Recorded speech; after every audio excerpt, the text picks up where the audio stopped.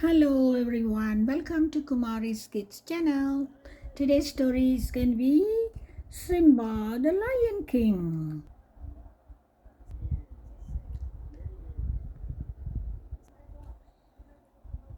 The sun came up over the African plain, hot and brilliant, just as it had done since the beginning of time.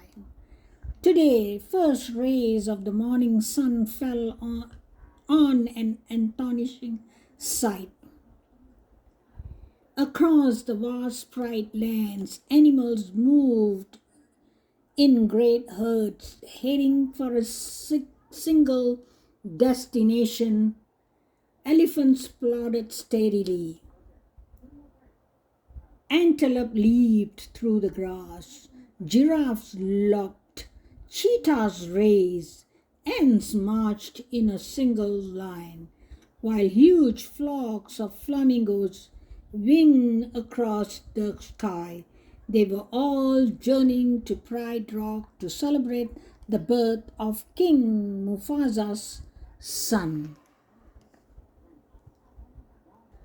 Above the gathering on top of Pride Rock, Rafiki, the wise old mystic, approached King Mufasa and Queen Sarabi. He cracked open a gourd, dipped his fingers in the liquid, and made a special mark on the infant's forehead.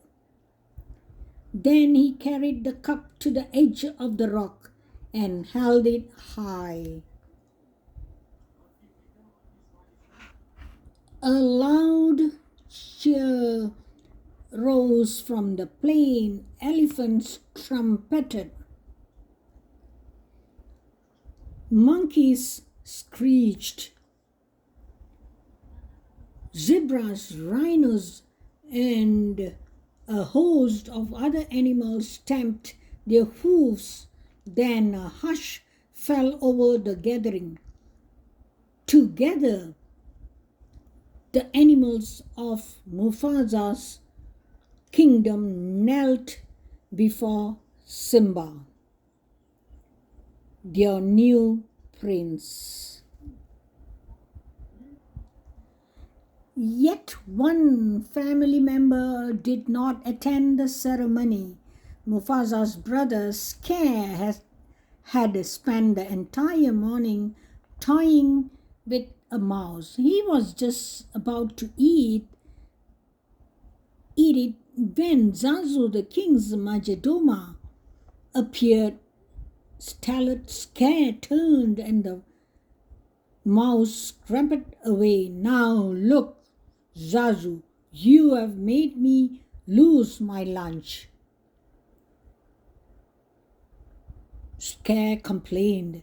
You'll lose more than that when the king gets through with you. But Scare wasn't listening. He was still hungry, and Zazu was beginning to look pretty tasty.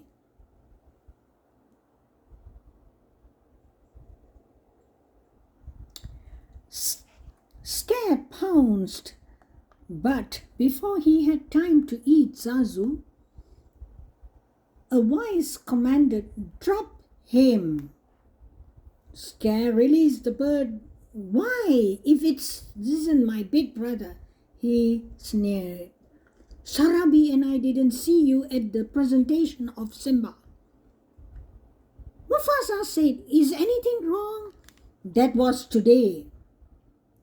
Scare said, "Oh, I feel simply awful.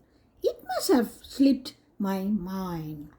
"Well, as slippery as your mind is, you are the king's brother," Zazu reminded.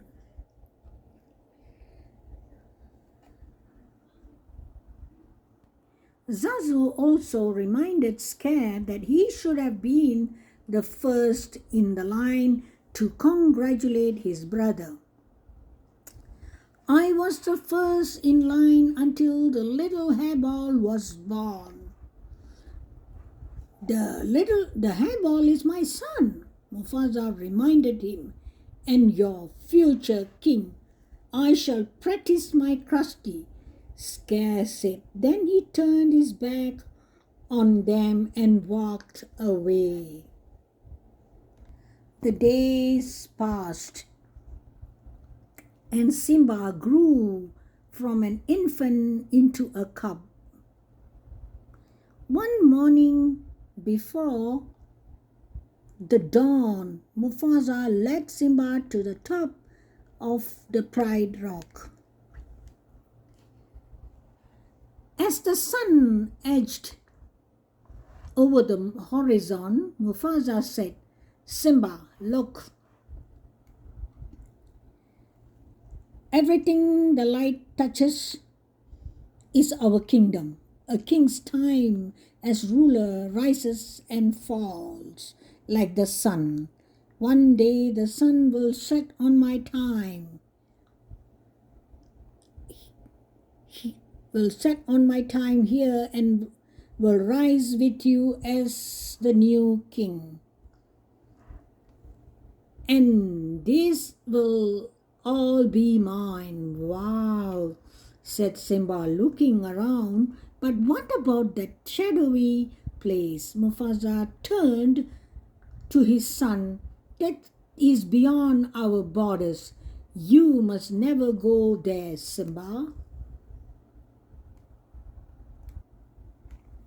As they wandered away from Pride Rock, Mufasa said, Simba, everything you see exists together in a delicate balance.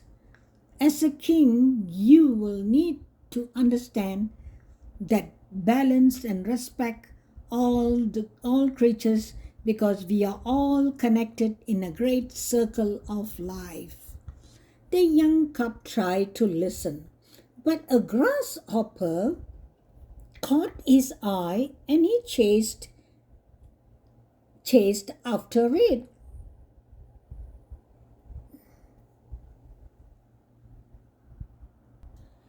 Just then Zazu arrived with the morning report. Sir, he addressed Muzaffar, hyenas have crossed into the Pride lands. Quickly the king ordered his majordomo to take Simba home. Oh, Dad, can't I come? Simba whined. No, son, his father replied. And he took off after the dark shapes in the distance. After Zazu made sure that Simba was home,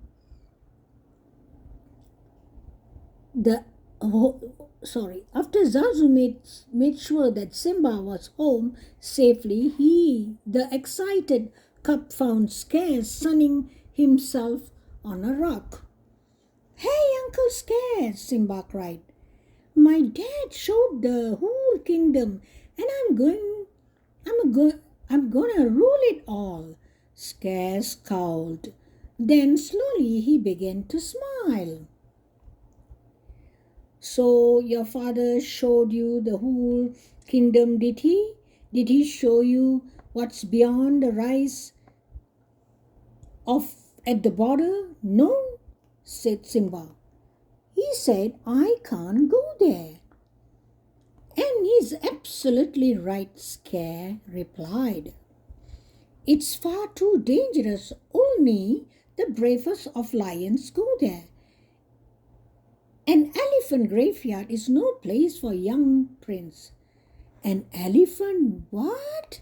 Simba. Wow, Simba. Oh, an elephant. What? Said Simba. Wow. Oh dear. I have said too much, said Scare, grinning slyly. Just do me one favor, he added. Promise me that you'll never visit the dreadful place And remember, it's our little secret. As Scar backed away, Simba stared at the distant spot on the horizon. He had no idea that Scar had cleverly set a trap to rid himself of the future king forever. Simba knew that he would be disobeying his father if he went into the elephant graveyard, but had an Uncle Scare said that only the bravest of lions dare venture there. Wouldn't Dad be proud of such a brave cub? Though, thought Simba. Soon after Simba went in search of his best friend Nala, he was happy to find Nala with her mother Sarafina and Queen Sarabi. Mom, he said to Sarabi, I just heard about this great place. Can Nala and I go? Where is this place, Simba? His mother asked. Oh, near the water hole, the cub fibbed. Uncle Scare and had said it was a secret. All right, said Sarabi, as long as Zazu goes with you. Not Zazu, thought Simba. He'll spoil everything.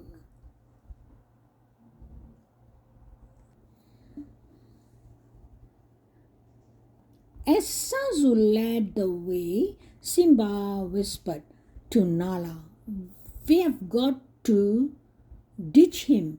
We are not going to the waterhole. We are going to an elephant graveyard. When Zazu looked back and saw them whispering, he said, just look at you two. Your parents will be thrilled. One day you two are going to be married. It's a tradition. Marry her? Forget it. It said Simba. I can't marry her. She's my best friend. And besides, when I'm king, I'll do just as I please. Zazu shook his head. With that attitude, you will be a pretty pathetic king. Simba laughed at Zazu. I can't wait to be king, the cub shouted, and he scrambled away across the plains. Nala followed, and the two of them darted in and out of herds and escaped from Zazu. It worked. We lost Zazu, said Simba, laughing. Now we can look for the elephant graveyard in the spirit of victory. Simba playfully leaped for Nala, but she was too quick for him and flipped him onto his back. Together they tumbled down a hill until they landed with a thud. Next to them was a huge elephant skull. This is it. We made it, said Simba. Wow, exclaimed Nala. It's really creepy. Come on, said Simba. Let's check it out. Before they could climb into the skull, Zazu caught up with them. We are way beyond the boundary. Pride of lands, he said. And right now we are all in a very real danger. I laugh in the face of danger, said the brave lion cub. Ha ha ha, replied the elephant's skull. Then out of the skulls, cavernous eye holes popped three slobbering hyenas. Baring their fangs with wide grins, the hyenas crept towards the trespassers. They grabbed Zazu first. Why don't you pick on somebody your own size? Simba shouted. The hyenas dropped Zazu and raced after the cubs. When Senji threatened Nala, Simba swift his claws across the hyena's nose.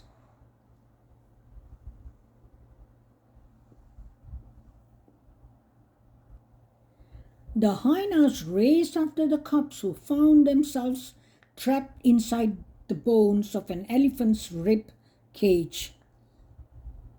Then the angry hyenas advanced toward Simba, their sharp teeth gleaming.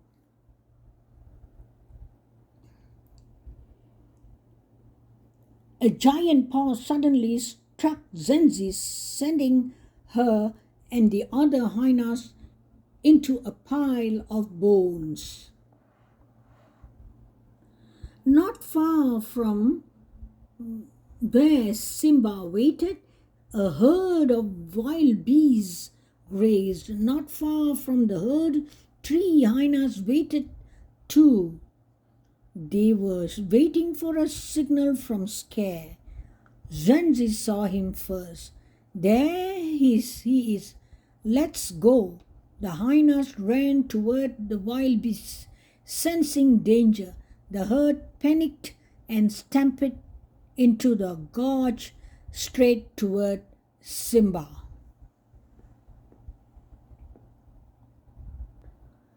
Nearby, Mufasa and Zazu noticed the dust rising from the gorge.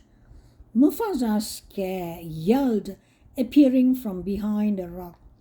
Quick, stamped Simba's down there. With no thought for his own safety, the Lion King leaped into the gorge and snatched the cub out of the path of deadly hooves.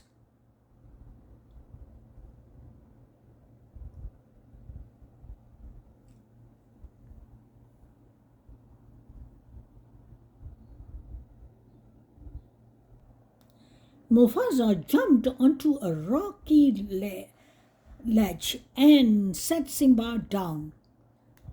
Suddenly, Mufasa felt the rocky wall tremble beneath his hind paws.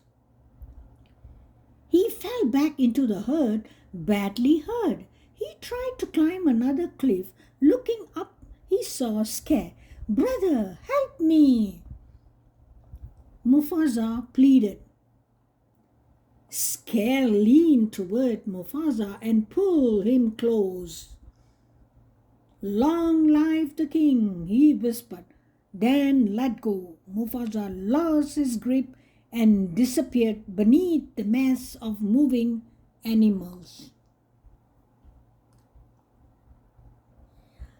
Unaware of what Scare had done, Simba saw his father fall.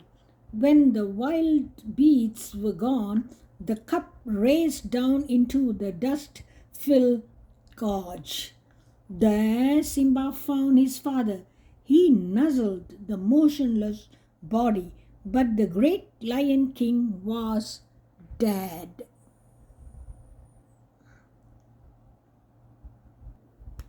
Scare appeared beside Simba. "What have you done?" he said. "He tried to save me." The cub answered, "If it weren't for you, your father would still be alive."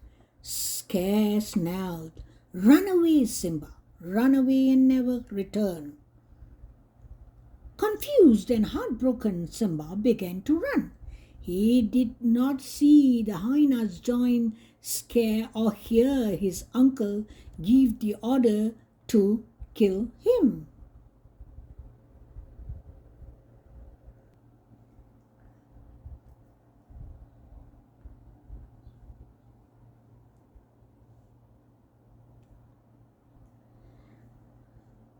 When Simba opened his eyes again, the burning sun and the vultures were gone. But a mercat and a warthog were standing over him. "You okay, Kiki Kid?" said Mercat. "You nearly died," said the warthog. "We saved you." "Thanks for your help," Simba replied. He stood on a wobbly legs and started to leave. The mercat called after the shaggy cub, "Where you from?" "It doesn't matter," Simba said quietly. Then he admitted, "I did something wrong. I did something terrible, but I don't want to talk about it." "Then you are an outcast," cried Mercat. "So are we." "My name's Timon, and this is Pumbaa. Take my advice, kid. You gotta put your past behind you. No past, no future, no worries. Hakuna Matata." The mercat called after the shaggy cub, "Where are you from?" Time passed in the carefree company of his new friends.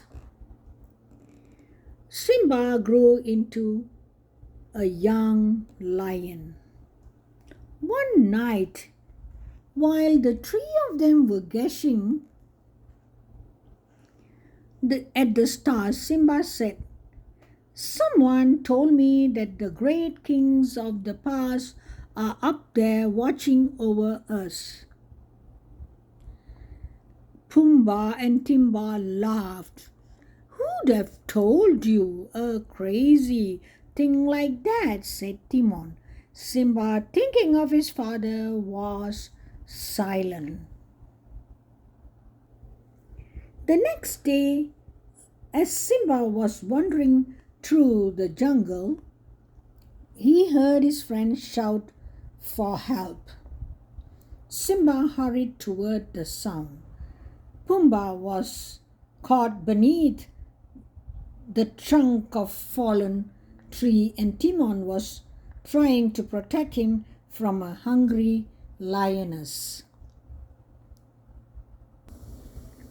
The next day, as Simba was wandering through the jungle, he heard his friends shout for help. Simba hurried toward the sound. Pumbaa was caught beneath the trunk of a fallen tree,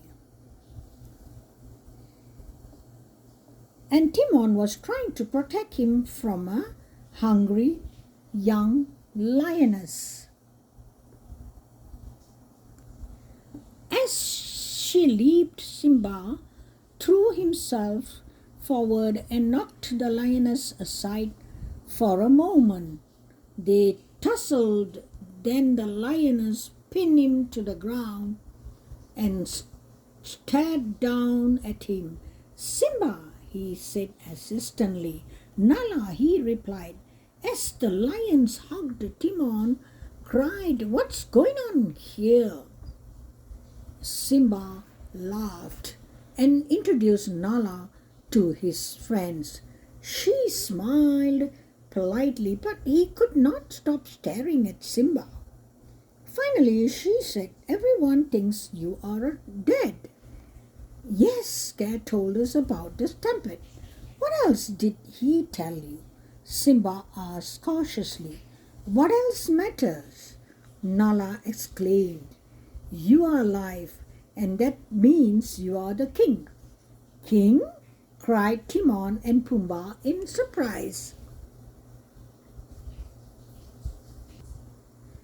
Excusing themselves, and Simba and Nala strolled into the jungle. Scare let the hyenas take over the Pride Lands. Nala said, everything's destroyed. There's no food, no water.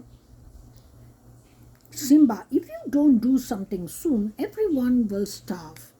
I can't go back, he insisted.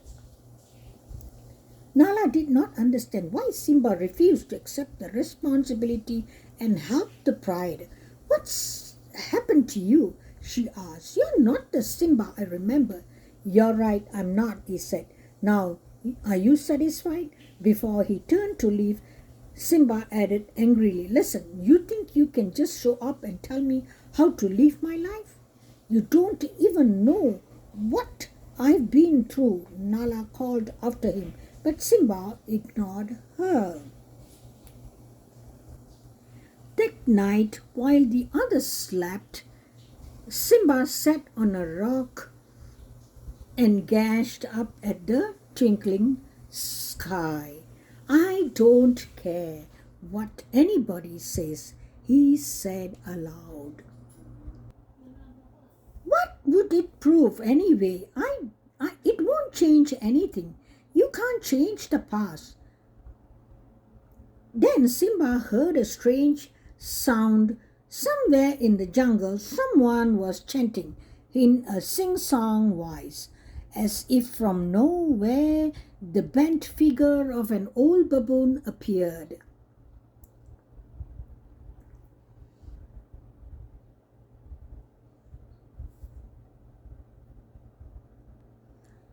Who are you? Simba asked, slightly annoyed. The question is, who are you? Said the baboon. Simba thought for a moment, then sighed.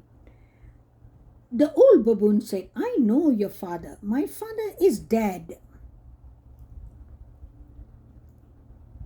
Simba replied. No, said the baboon, he's alive. I'll show him to you. Just follow old Rafiki, he knows the way. The old baboon led Simba to a clear, smooth pool. Look down there, Rafiki advised. In the pool, Simba saw only his reflection. Look harder, the baboon insisted. A breeze rippled the water. When the pool became still, Simba stared at the face of his father. You see, Rafiki said, he lives in you. Simba heard a voice call his name, and he looked up and saw the image of his father in the stars. Look inside yourself, Simba, said his father's image. You're more than what you have become. You must take your place in the circle of life. Remember who you are. You are my son and the one true king. Remember, the vision faded. Simba remained alone, thinking.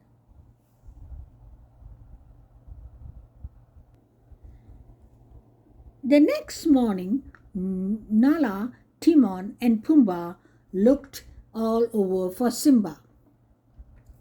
Finally, Rafiki caught up with them. You won't find Simba here, the baboon said. The king has returned. Timon asked, what do you mean? He's gone back to challenge his uncle. Nala exclaimed.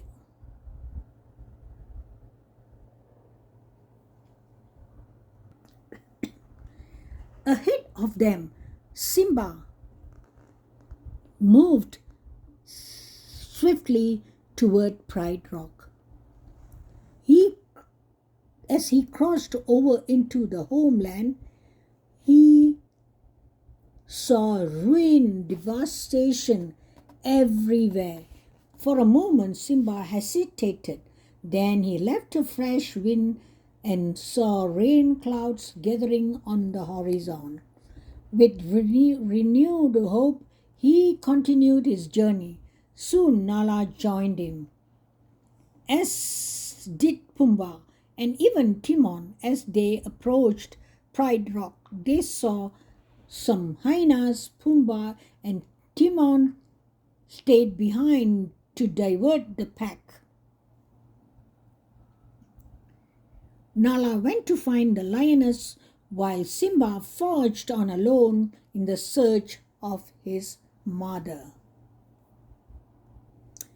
Meanwhile, a Pride Rock scare Regine without shame. "Where is your hunting party?" he shrieked at Sarabi. "Where is your hunting party?" "There's no food," she replied. "The herds have moved on. We have only one choice. We must leave Pride Rock." "We are not going anywhere," he growled. Sarabi replied, "Then you are sentencing us to death." "Then so be it. I am the king and I make the rules. If you were half the king Mufasa was."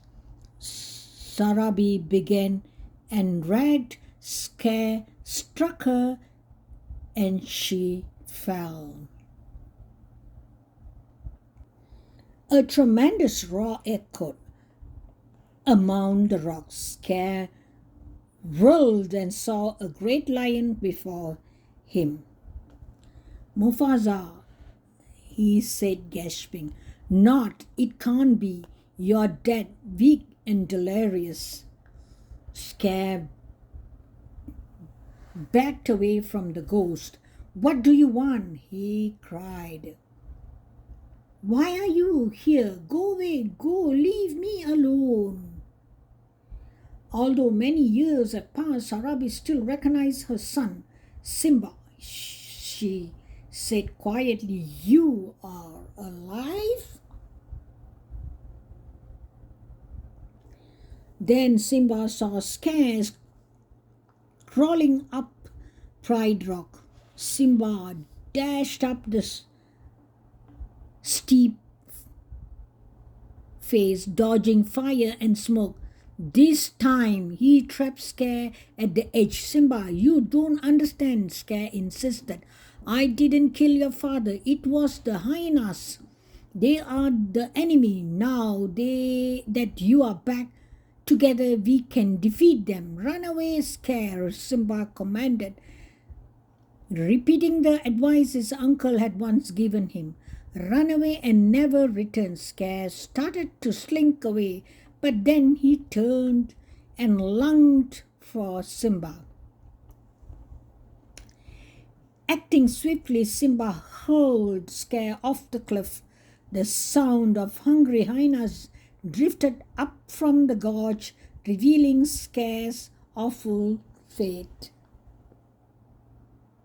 As rain began to fall, Simba climbed to the top of the Pride Rock. Then the clouds parted, revealing a star-filled sky. Simba roared triumphantly, and all who heard him reacted with joy.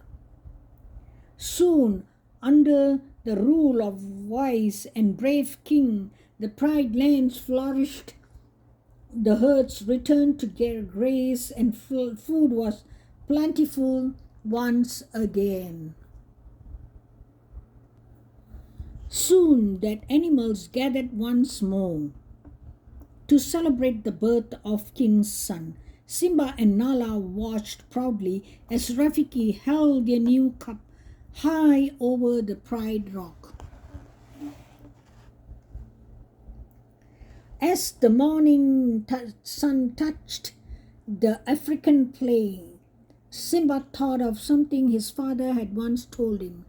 A king's time as ruler rises and falls like the sun. One day the sun will set on my time and rise with you as the new king. Someday Simba would pass on these same words to his own son, continuing the unbroken circle of life. Thank you for watching.